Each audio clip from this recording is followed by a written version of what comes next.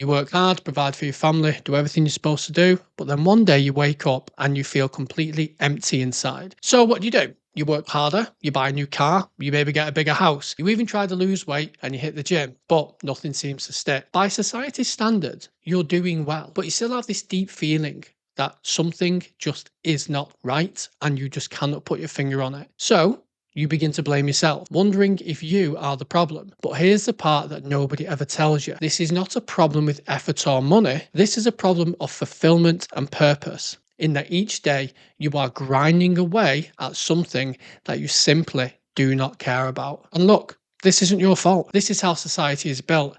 A life of financial chains that lock you into something that is slowly killing you and tells you that you should be grateful for it. If you're new here, my name is Jay Dartmoor. I'm an ex-police officer, hybrid athlete, and a best-selling author. And on this channel, I help people who work high-pressure jobs fix their direction and performance. And if you want some free support, there's a link in the description of this video. If you were £600 and on the verge of death, you would change it. If you lost your job and were facing financial ruin, you would find a lifeline. If you were on the verge of a mental breakdown, you would go and seek support. But everyone who got into those situations didn't get there overnight. Instead, they spent years exactly where you are now, drifting by day in quiet misery until suddenly they woke up one day realizing they had wasted their life working a job they hated, neglecting their health, and focusing on things that ultimately didn't matter and didn't bring them happiness. This is the most dangerous place to be. This is a miserable middle. And this is exactly where society wants you to stay. And we've all been there. Somebody asks us how things are going, and your answer is fine. Not terrible, not amazing, just fine.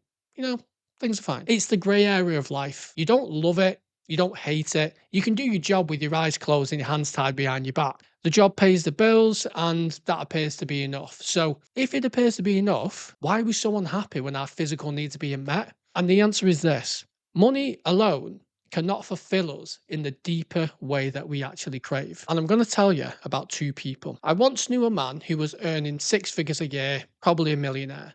He climbed the corporate ladder, had the house, the car, all the metrics of success. Yet he was horrifically depressed. And instead of changing his circumstances, he decided to take medication. He numbed himself to the pain that he was feeling and he continued in the career that was slowly killing him. On the flip side, I have met monks who lived off what people donated. They built a community. They lived close to nature, and the only possessions they had were the clothes on their back. And yet, these were the most happy people I'd ever encountered. The millionaire thinks the monk is missing everything, but the monk knows that the millionaire is missing the only thing that matters.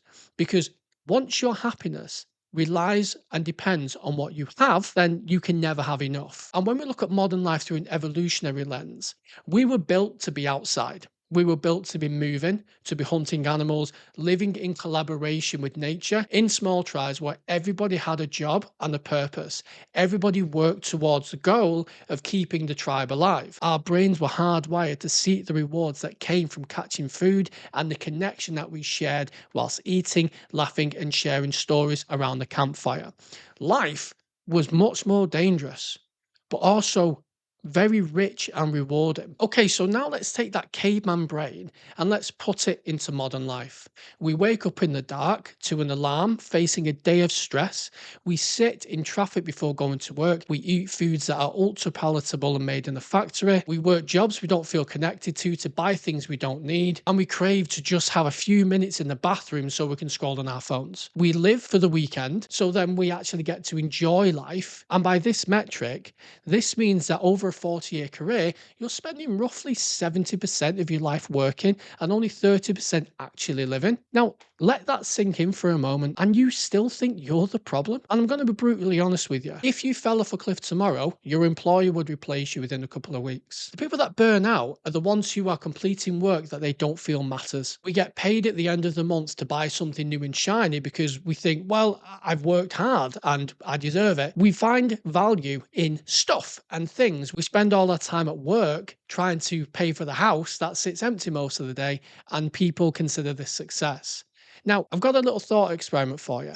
Imagine losing your job. What's the first thing that comes to mind? Is it paying your bills or is it losing something that actually matters? And honestly, that answer tells you exactly what is going wrong. And so many people think that they hate the work because they're burnt out. But stress and pressure don't necessarily create burnout. I mean, yeah, of course, these can be a factor, but they aren't the biggest drivers. And I'll explain exactly why. You can work a 12-hour day, pouring blood, sweat, and tears into something that gives you genuine purpose and fulfillment, and still wake up and feel energized to do it all again the next day. By contrast, you could work 8 hours a day on something relatively easy and low stress and still feel tired, miserable, and you can't wait for the workday to end. The issue here isn't the effort what we're putting into our work. Instead, it's the alignment of your values and whether it feeds you in that deeper way rather than just financially.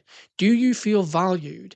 And do you feel that your work is fulfilling you? And this is not the way life is meant to be, but it is the way that the system tells you that you should be living. And this is why I started coaching people, because I love to help people.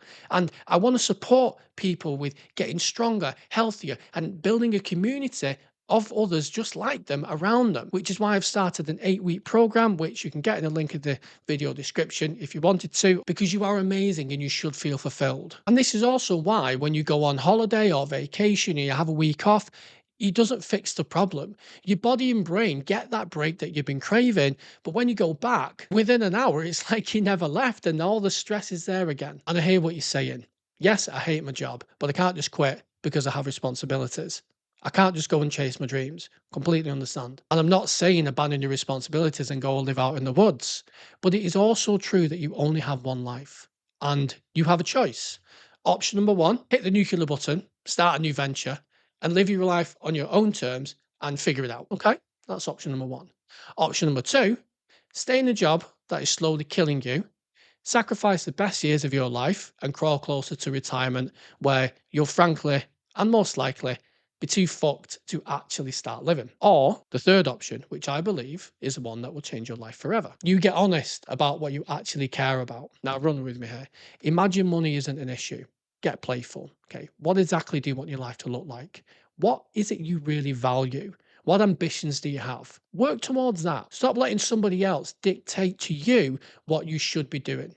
Instead of sacrificing those extra hours doing work, use that time to work on something that brings you joy and fulfillment in your life. More time with family. Maybe it's helping people, doing something creative, training for a marathon, skill mastery, building something for you. Write it down and focus your attention and energy on that rather than something that isn't fulfilling you. Ask yourself what it is you actually want to do with your finite time on this earth. What story do you want to be able to tell people on your deathbed? And start rebuilding your engine. For too long, you have let work destroy your body and your energy levels. When we realign our values, you'll feel much better and you'll have more time and determination and strength in rebuilding your health and body.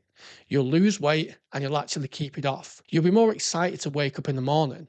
You will get better sleep. Go outside and spend time in the sun. Lift weights. Eat whole foods, healthy foods.